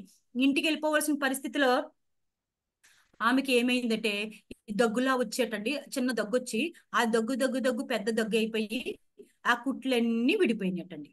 మరలా నేను ఇంటికి డిశ్చార్జ్ అవుతున్నా, నాకు ఆపరేషన్ అయిపోయింది, నాకు బాగుంది, నేను ఇంటికి వెళ్ళే టైంకి ఈ అమ్మాయిని మరలా 2వ సారి ఆపరేషన్ థియేటర్ తీసుకెళ్లారండి. ఆ అమ్మాయికి 2వ సారి ఆపరేషన్ అవ్వటం, 2 కళ్ళు పోవటం, నోరు లాగి వేయటం, చేతులు 2 కాళ్ళు స్తంభించిపోవటం, అంటే జీవోత్సవం అయిపోయినాయి. అన్ని ప్రతి ఒక్క నరం పనిచేస్తుంది. ఈ మెదడే ఆమెకి 2వ సారి ఆపరేషన్ సక్సెస్ అవ్వలేదన్నమాట అండి. సక్సెస్ అవ్వక ఆమెని గ్యారంటీ ఒక రోజులు టైం చెప్పి, ఎంత డబ్బు వేస్ట్ అయిపోయిందండి. ఆ అమ్మాయికి డాక్టర్లు ఏం చెప్పారు, తీసుకెళ్ళిపోండి అని చెప్పారండి. తీసుకెళ్ళిపోయారని చెప్పారు. నేను నన్ను దేవుడు స్వస్థపరిచేట్టు కనుక మా బావగారు, ఇంట్లో వాళ్ళు అందరూ ఏం చేశారు, హాస్పిటల్ అందరికీ స్వీట్లు పంచడానికి అన్ని రూములకి వెళ్ళి స్వీట్లు ఇస్తున్నానండి. ఆ రూమ్ కి టైంకి మా అక్కలు అందరూ నా హాస్పిటల్లో తోడుగా ఉన్నారండి. వారు ఏం చేశారంటే ఆ రూమ్ కి వెళ్ళొద్దు అని చెప్పి నన్ను వెళ్ళనివ్వలేదు. ఆ తర్వాత ఒకసారి మరలా వారం డాక్టర్ దగ్గరికి వెళ్ళవలసిన పరిస్థితిలో ఆ రూమ్ కి వెళ్ళి అక్కడ రిసెప్షన్ లో అడిగాను, ఏమైంది, ఆ ముస్లిం ఆవిడ కాకినాడ నుంచి వచ్చారు, ఏమైందంటే ఆమె బ్రతికిందో లేదో డాక్టర్లు అసాధ్యము, డాక్టర్లు నో హోప్స్ చెప్పేశారండి, తీసుకెళ్ళిపోమన్నారండి, ఆమెకి రెండోసారి ఆపరేషన్ సక్సెస్ అవ్వలేదండి అని చెప్పారండి. అయితే చాలా హృదయం చాలా వేదనతో, చాలా గుండె బరువుతో, చాలా చాలా భయంకరముగా దేవుని పట్ల ఇంకా కృతజ్ఞత, ఇంకా బాధ, ఇంకా నాకు దేవునికి నాకు ఇంకా చాలా చాలా అంటే ఆమె నాకు ఆమెకి ఉదాహరణగా నాకు కనబడింది తప్ప నా కొరకు ఆమెను చంపేసాడు దేవుడు అని అది చాలా తప్పని, అది కాదు నాకు ఉదాహరణ. నేనంటే నిన్ను బ్రతికించాను అని నాకు ఉదాహరణ. నేను అలాంటి మరణకరమైన వ్యాధి అండి అది అది అలా అటువంటి మరణకరమైన వ్యాధి అని దేవుడు నాకు రుజువు చూపించాడు అనమాట. అయితే కానీ నాకు కూడా ఆపరేషన్ సక్సెస్ అవ్వలేదండి. ఏంటి ఎవరికి తెలియదు ఏంటంటే ఇది 12 గంటల కన్నా ఎక్కువ జరిగే ఆపరేషన్ అటండి. అది ఎక్కువ సమయం త్వరగా ఆ బ్రెయిన్ ఓపెన్ చేసి ఉంచకూడదటండి, త్వరగా కుట్లు వేసేయకూడదు, అలాగని ట్యూమర్ అంతా తీసివేయకుండా చేయకూడదట. అయితే ఇది టైం ఎక్కువ అయిపోతుంది కదానని ఒక డాక్టర్ అన్నారట, కుట్లు వేసేద్దాం అనుకుంటున్నారట. ఇంకో డాక్టర్ అన్నట్టు వద్దు వద్దు వద్దు, ఇంకా లోపలికి ఆ సొరంగంలోకి బ్రెయిన్ ఓపెన్ చేశారు కదండి, ఆ సొరంగం లోపలికి ఇంకా ట్యూమర్ ఉంది, ఆ ట్యూమర్ కూడా తీసివేద్దాము, అప్పుడు కుట్లు వేద్దాం అంటే వీళ్ళు టైం అయిపోతుంది కదా అని చెప్పి ఆ లోపల ట్యూమర్ ఉంచేసండి వీరికి కుట్లు వేసేసారు. నేను రూమ్కి వచ్చేసాను. రూమ్లో 3 రోజులు మత్తులో ఉన్నాను, అంతా అయిపోయింది. కానీ నాకు మరలా మామూలు పరిస్థితి, చాలా భయంకరమైన పరిస్థితిలో గుండా వెళ్తూ ఉన్నానండి. సక్సెస్ అవ్వలేదు. ట్యూమర్ బ్రెయిన్ లో ఉంచేసారు డాక్టర్లు, మిస్టేక్ చేశారండి అది కూడా. అయితే ఆ సమయంలో దేవునికి నా జీవితాన్ని, నాకు ఇంకా జ్వరము తగ్గట్లేదు, ఈ ఈ తలనొప్పి తగ్గట్లేదు, ఈ చేయి మూతి లాగేస్తుంది, బ్రష్ చేసుకోలేకపోతున్నాను, సరిగ్గా అడుగులు వేయలేకపోతున్నాను. ఆ చంటిబిడ్డని ఇంకా నా పాపని నా దగ్గర నుంచి దూరం చేశారు. ఇంకా మిల్క్ ఇవ్వకూడదన్నారు. ఆ బిడ్డకి నేను ఇంకా ఇంకే పరిచర్యలు చేయకుండా మా అక్కలు, మా ముందు తోటికోళ్ళు, తర్వాత మా అక్కలు వాళ్ళు చూసుకోవడం, నా నుంచి ఆ బిడ్డను చూసుకోలేని పరిస్థితిలోనికి నేను వచ్చేసానండి. ఇంటికి తీసుకొచ్చేసారు. బాగుంది. నేను జ్వరం వస్తుంది కట్ట చెప్పలేదు, ఏంటంటే డిశ్చార్జ్ ఇవ్వడమోనని, జ్వరం వస్తుందని చెప్పలేదండి ఆ టైంలో.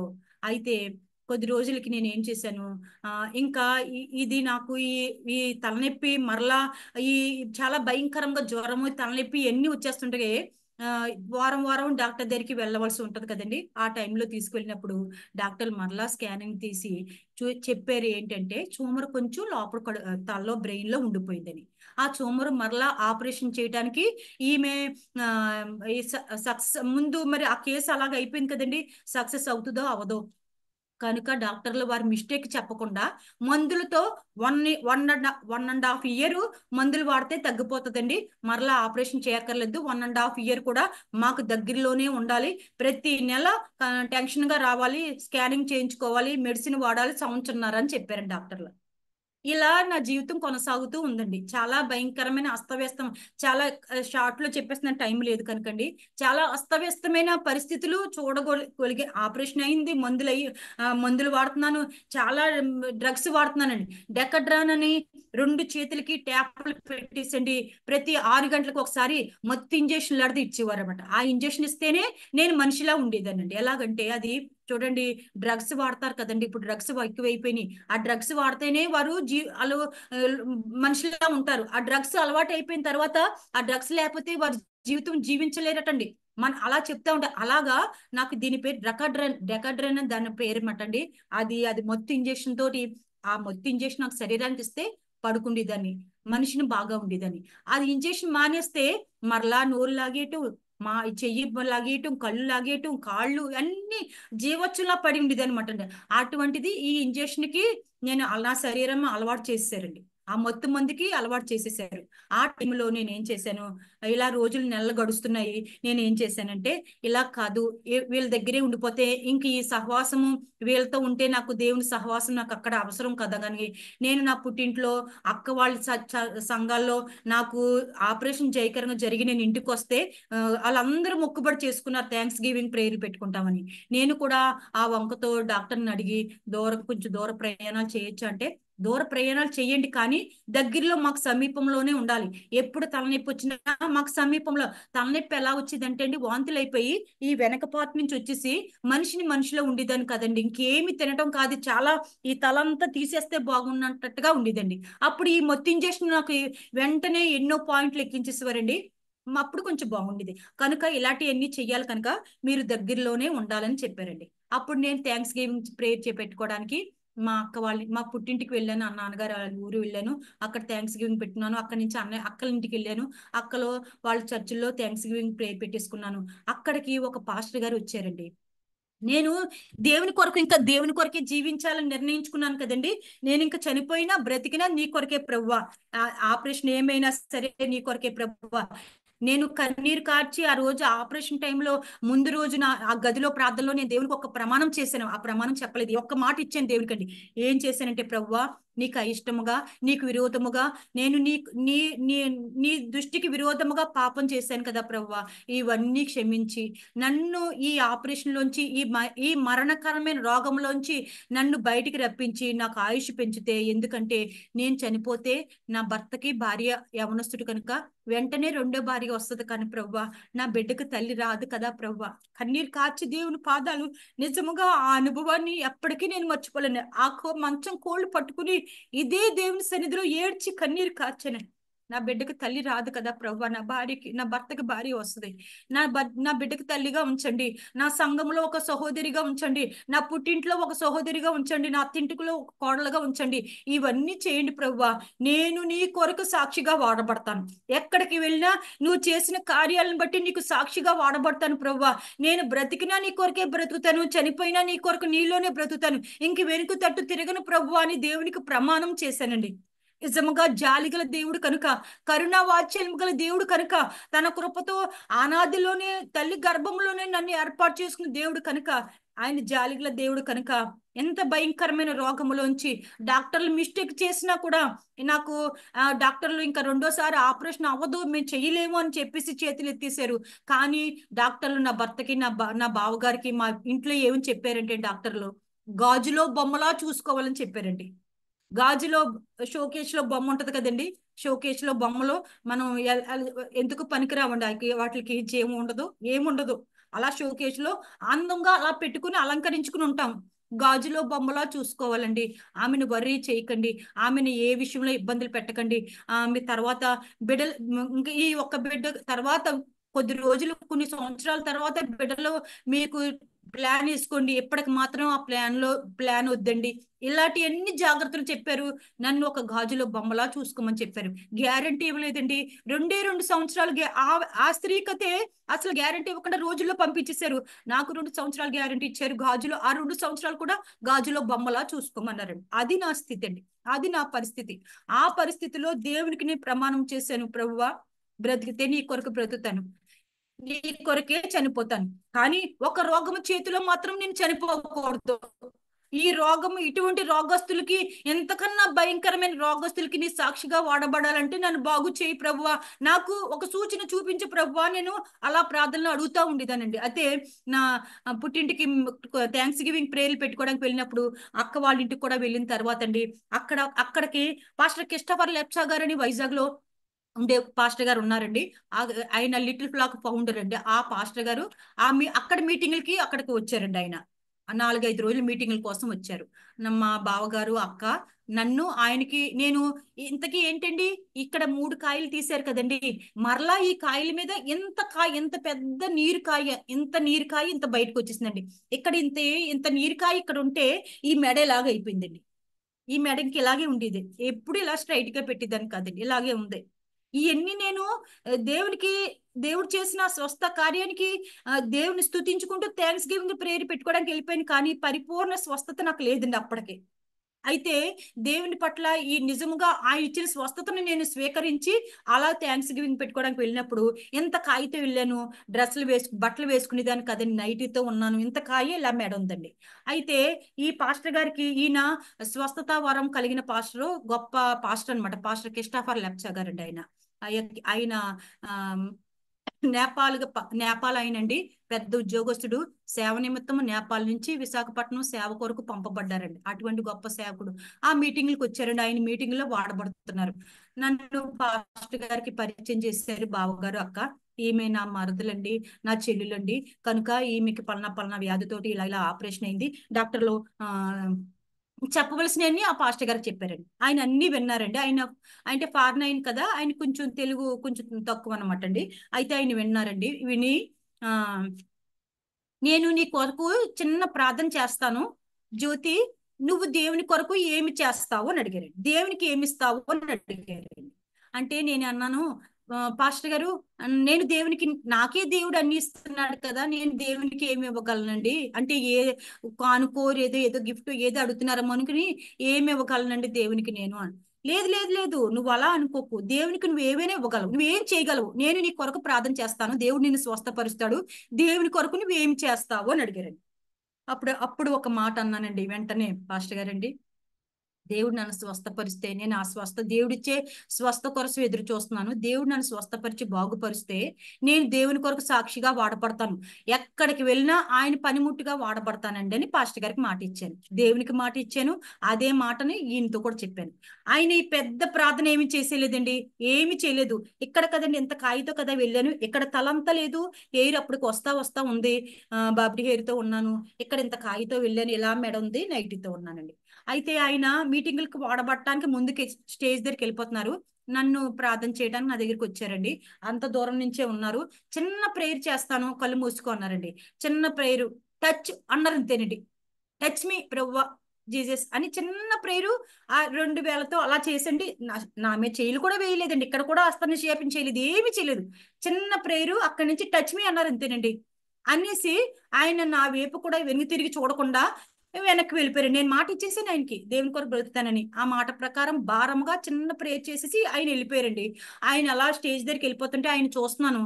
ఇక్కడ ఉన్నది కదండి ఇంత కాయ, డాక్టర్లు నాకు ఏం చెప్పారంటే, ఈ కాయకి ఆపరేషన్ చేయకూడదు, ఇక్కడ ఇంత పెద్ద కాయ అనమాట అండి, ఈ కాయకి ఆపరేషన్ చేయకూడదు, అసలైన బ్రెయిన్ లో ఆపరేషన్ చేసేసారు కదండి, అందుకని ఇది చిదుకుపోకూడదు, మేము చిదపం, ఇదమ్మో మీరు ఎక్కడ చిదపకండి, ఏ గంటలు కూడా పెట్టకండి, ఇది ఎలా వచ్చిందో అలాగే పోవాలి తప్ప దీనికి ఇంకోటి లేదని చెప్పేశారండి. ఎంత కాయతో నేను అక్కడికి వెళ్ళాను. అయితే ఆయన చిన్న ప్రేయర్ చేసి వెళ్ళిపోతున్నారు కదండి, ఆయన చూస్తున్నాను ఇంకా స్టేజ్ దగ్గరికి వెళ్తున్నారు, మీటింగ్ దగ్గరికి వెళ్తున్నారు. అప్పుడు ఏంటి అవుతుంది అనుకున్నారండి, దేవుడు పైనుంచి వచ్చేసి స్వస్థతలు చేస్తాడని అంటే దానికి ఉదాహరణలు ఇలాంటి కార్యాలు దేవుడు సేవకుల ద్వారా ఎలా చేస్తాడో సజీవ సాక్ష్యం అనమాట అండి. అయితే ఈ కాయ చెదకూడదన్నారు, డాక్టర్లు ఆపరేషన్ చేయమన్నారు. అటువంటిది ఎలాగా ఈ నైటీ అంతా తడిచిపోతుందండి. ఇది ఇలా ఉన్న మెడ నెమ్మదిగా కొంచెం లూజ్ అవుతుంది, మెడ లూజ్ అవుతుంది, ఈ నైటీ అంతా తడిచిపోతుంది. నేను మెడ ఇలా పెట్టడం గురించి చూసుకోలేక మా సిస్టర్ని, అక్క అక్క అక్క చూడండి చూడండి చూడండి అక్క, చూడండి అక్క అని చెప్పి పిలుస్తున్నానండి. ఆమె పాస్టర్ అమ్మ కదా, మీటింగ్ కి రెడీ అవుతున్నారు, గబగబా అక్క చూడండి అక్క ఏంటి అవుతుంది, ఇదంతా తడిచిపోతుందంటే ఆయన ప్రార్థన చేసి వెళ్ళారు కదండి, ఇదంతా అది చిదుగుపోలేదు, దానంతట అది నీరు కారిపోయి, ఆ చీవు కారిపోయి, రక్తం అన్ని ఆకువైపోయి, నా మెడ లూజ్ అయిపోతుంది, నా నైటీ కారిపోతుంది. ఇదంతా అక్కడ స్వస్థ కార్యాన్ని దేవుడు ఆ విధంగా రుజువు చూపాడు అనమాట అండి. డాక్టర్లు మిస్టేక్ చేశారు, ఇది అసాధ్యమైన కార్యము, ఇది మరలా ఆపరేషన్ చేయకూడదు, ఈమెను గాజులో బొమ్మలా చూసుకోండి అని చెప్పిన ఈ జీవితాన్ని దేవుడు తన పాత్రగా వాడుకోవటానికి ఏమి చేశారంటే స్వస్థత కార్యం జరిగించి అక్కడ ఉంటుండగానే ఇలా అయిపోయింది మెడ, ఇలా తేలిక అయిపోయింది, కొన్ని రోజులకి ఇదంతా బాగా అయిపోయింది, చాలా చాలా బాగా ఎలాంటి మంచి స్వస్థతతోటి నేను జీవించాను అనమాట. అక్కడ ఉన్న రోజులు చాలా స్వస్థ కార్యాన్ని దేవుడు చేసేటండి. తర్వాత అట్టి విధంగా టైం అయిపోయింది కనుక నేను ముగిస్తున్నానండి. అయితే మరలా దేవుడు ఎప్పుడైనా మంచి అవకాశము నాకు మీ మధ్యన దేవుడు అనుగ్రహిస్తే, ఇంకా ఇది స్వస్థత జరిగిన తర్వాత నా జీవితంలో ఎటువంటి ఏంటంటే ఒక మంచి జీవితము జీవిస్తున్నప్పుడు, ఒక లోకానుసారమైన జీవితం జీవిస్తున్నప్పుడు కష్టాలు బాధలు ఉండవండి. ఆత్మీయతలో లోతైన అనుభవాలు జీవిస్తూ అనేక మందిని బ్రతికించడానికి జీవితాన్ని సమర్పించుకుని దేవుని కొరకు ఒక సాక్షిగా నిలబడే టైంలో వచ్చే శ్రమలు, ఇరుకులు, ఇబ్బందులు ఎన్నో చాలా చాలా చాలా అనుభవించాను అనమాట అండి. ఆ తర్వాత అయినా సరే ఈ రోగాలు ఇప్పుడు రోగం అదే ఆ స్వస్థపరచబడ్డాను. ఆ తర్వాత నా జీవితాన్ని దేవుని అంకితం చేసుకున్నాను, బాగుపడి దేవుని కొరకు జీవిస్తూ ఉన్నానండి. అయితే నా జీవితంలో నేను దేవునికి ఇచ్చిన మాటను ఎక్కడికి వెళ్ళినా, ఎక్కడ బ్రతికినా, ఎక్కడ ఆయన సాక్షిగా జీవించాలని బ్రతకటం ఆయన బ్రతుకే. ఈ బ్రతుకు, ఈ దీపము ఆరిపోవలసిన ఈ దీపాన్ని నా యేసయ్య వెలిగించారు కనుక ఎటువంటి ఆదరణ లేకుండా జీవించిన నాకు తల్లిదండ్రుల నా మంచి వయసులో నాకు వివాహం అయ్యి నాకు ఒక బిడ్డ పుట్టిన వెంటనే తల్లిదండ్రులు లేని అనాథగా అయిపోయాను. అన్నదమ్ములు అక్క చెల్లెలు కుటుంబాలు ఉన్నాయి, ఎవరి కుటుంబాలు వారు చూసుకుంటారు. నేనంటూ ఒక ఒంటరి జీవితాన్ని అనుభవించినప్పుడు నాలాంటి స్థితిలో ఉన్న వారికి ఒక ఆదరణకరమైన ఒక మంచి పాత్రగా దేవుడు వాడుకోమని దేవుని కొరకు నేను జీవించడానికి మొదలుపెట్టి ఉన్నానన్నమాట అండి. శ్రమలు, కష్టములు, ఇరుకులు, ఇబ్బందులు ఎన్ని ఎదురుతున్నా సరే వాటిలో నుంచి దేవుడు నన్ను లేపుతూ తన ఆత్మీయ ఉన్నత శిఖరాలని దేవుడు ఎక్కిస్తూ ఉన్నారండి. నా జీవితంలో ఎన్ని ఒడిదుడుకులు, నేను ఒక మాట చెప్పగలనండి. అందరూ అంటారు, మన ఒక సామెత ఉంది కదా, గాల్లో దీపం పెట్టేసి ఏంటంటే, అప్పుడు ఎందుకు ఆ మాట చెప్తున్నానంటే, నేను అంత డబ్బులు అన్ని లక్షలు డాక్టర్లకు పోసారు, అక్కడ నాకు స్వస్థత రాలేదు, నన్ను బ్రతికించలేకపోయారు. గాజులో బొమ్మలా చూసుకోమని 2 సంవత్సరాలకి ఒక బట్టకి ఒక చీర, మంచి చీర కొనుక్కుంటే ఆ షాపు వాడు గ్యారంటీ ఇస్తాడండి. ఒక డ్రెస్ కొనుక్కుంటే ఆ షాపు వాడు గ్యారంటీ ఇస్తాడు. కానీ గ్యారంటీ లేని జీవితం ఎవరిదంటే మానవ జీవితమే. నా జీవితము కూడా గ్యారంటీ లేని బ్రతుకే. అటువంటి గ్యారంటీ లేని నా జీవితానికి హిజ్కియాకి ఆయుష్ పెంచాడు కదండి. ఆయన కన్నీరు ఆలకించి దయతో జ్ఞాపకం చేసుకోమని హిజ్కియా అడిగితే 15 సంవత్సరాల మట్టుకే ఆయుష్ పెంచాడు. తర్వాత హిజ్కియా చనిపోయాడు. 15 సంవత్సరాలే. ఎప్పటికీ నా జీవితంలో నాకు దేవుడు ఆయుష్ పెంచి 25 సంవత్సరాలు, 25 సంవత్సరాలు అయింది. నా బిడ్డకి ఎంత వయసు నాకు ఆపరేషన్ అయ్యి నేను బ్రతికి జీవిస్తున్నది నా అన్ని సంవత్సరాలు అనమాట అండి. అటువంటి నా జీవితానికి ఇంకా దేవుడు ఎంత ఆయుష్ పెంచాడో నాకు తెలియదు కనుక నేను ఇటువంటి రోగస్తులకి, ఇటువంటి ఆదరణ లేని వారికి నేను నీ కొరకు ప్రభువా సాక్షిగా నిలబడతానని దేవునికి మాట ఇచ్చాను. ఎక్కడికి వెళ్ళినా నా సాక్షిగాని, నాకు సాక్ష్యం ఇస్తే బాగుండు, నాకు ఒక పాట ఇస్తే బాగుండు, ప్రార్థనా వాక్యం ఇలాంటి కన్నా నాకు సాక్ష్యం టైం ఇస్తే బాగుండని ఎదురు చూస్తూ ఉంటానండి. దేవుడు అటువంటి మహాకృప ఇచ్చాడు. దేవుని కొరకు వాడబడుతూ ఉన్నానండి. అటువంటి ఈ చిన్న జీవితము, అందుకే నేను ఒక మాట చెప్తున్నాను కదండి, డాక్టర్లకి అంత డబ్బు పోసాను, వారు ప్రాణాన్ని పోయలేకపోయారు, గ్యారంటీయే ఇవ్వలేకపోయారు. కానీ నేను చెప్తున్నానండి, ఎక్కడికి వెళ్ళినా ఈ మాట చెప్తాను, గాలిలో దీపం పెట్టేసి ఆరిపోకుండా ఉండాలంటే ఆరిపోకుండా ఉంటుందా? ఎంత మూర్ఖత్వము! ఇప్పుడమ్మా అంత మందులు వేసేసుకున్నావు, ఇప్పుడు మందులు వేసుకోను డాక్టర్ దగ్గరికి వెళ్ళను అంటావేంటి? గాలిలో దీపం పెట్టినట్టే నీ లైఫ్ అంటారండి. కానీ గాలిలో దీపం పెడితే అది దేవుడు వెలిగించిన దీపం అయితే, కేవలము డాక్టర్లు వెలిగించింది కాదు, మనుషులు వెలిగించింది కాదు, దేవుడు వెలిగించిన దీపం అయితే సుడిగుండాలైనా సారీ అండి, కష్టాలైనా, బాధలైనా, తుఫానైనా, వరదలైనా నీ దేవుడు నీ దీపాన్ని దేవుడు వెలిగించుంటే అది ఎన్ని సుడిగుండాలైనా సరే ఆగిపోకుండా సాగిపోతుంది, ఆరిపోకుండా సాగిపోతుంది. అది అందరికీ వెలిగివ్వటానికి మంచము కింద కొంచెం కింద కాకుండా దేవుని దీపస్తంభం మీద పెట్టబడి దేవుని కొరకు మహిమకరముగా వాడబడుతుందని నేను నిజముగా అది నమ్ముచున్నానండి. ఈ దీపాన్ని, ఆరిపోవలసిన దీపాన్ని దేవుడు వెలిగించాడు కనుక నేను ప్రియమైన వారులారా మీ అందరికీ ఒకటే తెలియపరుస్తున్నాను, మన బిడ్డలు, మన కుటుంబాలకి, మన యవనస్తులకి, మన కడుపును పుట్టిన బిడ్డలకి, లేదంటే మన ఇంటి వారికి, మన యవనస్తుల వయసు వచ్చిన బిడ్డలకి మనం ఏం చేస్తామండి? వివాహం చేయాలనుకుంటాం. వారికి మనం ఏం చేస్తాం? కులాలు చూస్తాం, మతాలు చూస్తాం, లేదంటే జాతి చూస్తాం, లేదంటే రంగు చూస్తాం, ఉద్యోగస్తులు చూస్తాం, ఎంత ప్యాకేజు, ఎంత జీతము, అమెరికాలో యుఎస్ఏలో ఉద్యోగమా, యూకేలో ఉద్యోగమా, ఇతనికి ఎంత ప్యాకేజు అని చూస్తూ ఉంటామండి. మన కొడుకును పుట్టిన బిడ్డలకి వివాహాలు చేయాలంటే. కానీ అవన్నీ అవసరమే, ప్యాకేజు, ఎంత జీతం అవసరమే, మంచి ఉద్యోగం అవసరమే, డబ్బు లేకుండా బ్రతకలేం అవసరమే. కానండి మనం ఒకటి చూడాలి, ప్రియమైన నా సహోదరుల తల్లులారా, నేను మేము ప్రేమతో వేడుకుంటున్నాను ఏంటంటే, మీరు కూడా ఎవరికైనా చెప్తారని చెప్తున్నాను అనమాట అండి. ఏంటంటే మనకన్నా ఒక ఆత్మీయ స్థితిలో ఒక మెట్టు ఎక్కువ ఉన్న వాళ్ళనే మన బిడ్డలకు చేయాలి. అన్ని చూడండి, అన్ని చూస్తున్నాం, అసలైన భక్తి జీవితాన్ని చూడట్లేదు, అసలైన ఆత్మీయ జీవితాన్ని అది చూడం, అడగం. ప్రార్థిస్తావా, వాక్యం చదువుతావా, బైబిల్ చదువుతావా, పరిశుద్ధాత్మను పొందుకున్నావా, నీకు మోకాళ్ళ అనుభవం ఉన్నావా, ఇలాంటివి ఏమీ అడగం. ప్యాకేజీలు చూస్తాం, యుఎస్ఏ ఉద్యోగాలు చూస్తాం. అటువంటి స్థితి కాకుండా మనం నేర్చుకోవలసింది మన క్రైస్తవ జీవితము. మనమే ముందుగా మనం తెలుసుకోవాల్సింది, నేర్చుకోవాల్సింది మన బిడ్డలకి వివాహాల సమయంలో మనము ఆ బిడ్డల కన్నా, ఈ పురుషుడైతే ఆ స్త్రీ, ఆ కుమార్తె ఒక మెట్టు ఆత్మీయతలో ఎక్కువై ఉండాలి. అలాగే స్త్రీ అయితే, ఆ కన్యకైతే ఆ పురుషుడికి ఆత్మీయతలో ఒక మెట్టు ఎక్కువైన ఉండాలి. అంటే ప్రార్థనా జీవితము, ప్రార్థనా అనుభవం, ఆత్మీయ అనుభవాల్ని మనం చూడగలిగి ఉంటే మన బిడ్డల జీవితాలు, వారి జీవితంలో, వారి వివాహ జీవితంలో, వారి వివాహ వ్యవస్థలో కష్టాలు బాధలు పడకుండా సాఫ్ట్ గా జీవితాలు కొనసాగుతూ ఉంటాయండి. కనుక నేను ఎవరికైనా, యవనస్తురాలకైనా వారి వివాహాల కొరకు వాళ్ళ తల్లిదండ్రులకు అప్పగించుకోవాలి, వారి సేవకులకి అప్పగించుకోవాలండి. ఏంటి, దేవుని చిత్తానికి 3 విధాలుగా ముగ్గురికి అప్పగించుకోవాలి. తల్లిదండ్రులకు, దేవుని చిత్తానికి, సేవకులకి అప్పగించుకుంటే వారు ఇప్పుడు మన ఈ లోకంలో యవనస్తులు అలా లేరు కదండి. వారి ఇష్టము, వారి చదువుల్లోనో, వారి వ్యాపారాల్లో, లేదంటే వారి ఉద్యోగాల్లోనో వారితో సమానంగా ఉన్న వారిని, వారితో సమానంగా ఆయా శాలరీలు పెంచుకుంటున్న వారిని చూసుకుంటూ ట్యూన్ చేసుకుంటూ ఉంటారండి. కాదండి, యవనస్తురాలకి, మన తల్లులకి, నా ప్రియ సహోదరులకి చెప్పదగ్గది ఏంటంటే, వివాహ విషయంలో చాలా పాత్ర తల్లికి ఉన్నది. కనుక అట్టి విధముగా ఆత్మీయత స్థితిలో ఎదిగింప చేయబడుతూ మనం ఎదిగున్నాం కనుక మన కుటుంబాలని, మన బిడ్డలని కూడా ఎదిగింప చేస్తూ జీవిస్తూ ఉండాలి. అనేక మంది, నీ దీపాన్ని వెలిగించిన దేవుడు, నా దీపాన్ని వెలిగించిన దేవుడు, దేవుని కొరకు వెలిగిస్తూ అనేక మందిని, వెలుగు లేకుండా చీకటిలో జీవిస్తున్న వారు అనేక మంది ఉన్నారు. వారికి వెలుగులుగా మనం కూడా వెలుగు సంబంధులుగా ఉందాం. ఈ సమయం ఇచ్చినందుకు దేవునికి వందనాలు. అలాగే ఈ సమయం ఇచ్చిన తల్లి గారికి, కూడి వచ్చిన మీ అందరికీ ప్రభు నామములో వందనాలు తెలియపరుస్తున్నాను. ఈ చిన్న సాక్ష్యాన్ని దేవుడు మనందరి వినికుల్లో దీవించి ఆశీర్వదించి భద్రపరచును గాక. ఆమేన్, ఆమేన్, ఆమేన్. సిస్టర్